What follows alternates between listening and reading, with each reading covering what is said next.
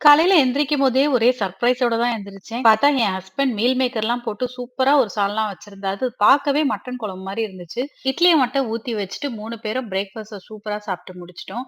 சரி ஹஸ்பண்ட் நமக்கு சர்ப்ரைஸ் குடுத்தாரு. நம்ம அவருக்கு புடிச்சதெல்லாம் சமைக்கலாம் அப்படின்னு சொல்லிட்டு ஃபர்ஸ்ட் ஜூஸ் எல்லாம் போட்டு அவருக்கு குடுத்துட்டு, கையோடயே சமைக்கவும் ஆரம்பிச்சுட்டேன்.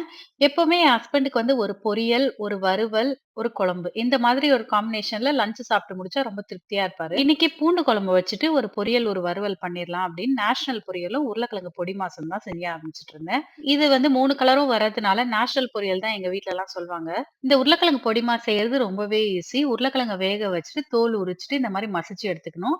கடாயில வந்து கடுகு, உளுத்தம் பருப்பு, வெங்காயம், பச்சை மிளகாய் இதெல்லாம் வந்து வதக்கிட்டு, இந்த மசிச்சு வச்ச உருளைக்கிழங்கையும் சேர்த்துட்டு, உப்பு, மிளகாத்தூள், துருவி வச்ச தேங்காய் இதெல்லாம் போட்டு கிளறிட்டீங்கன்னா, பொடி மாஸ் ரெடி ஆயிடும். இன்னைக்கு சாட்டர்டேன்றதுனால லஞ்ச் எல்லாம் லேட்டா தான் சாப்பிட்டு முடிச்சோம். சாப்பிட்டு முடிச்சுட்டு வெளியில கிளம்பியாச்சு.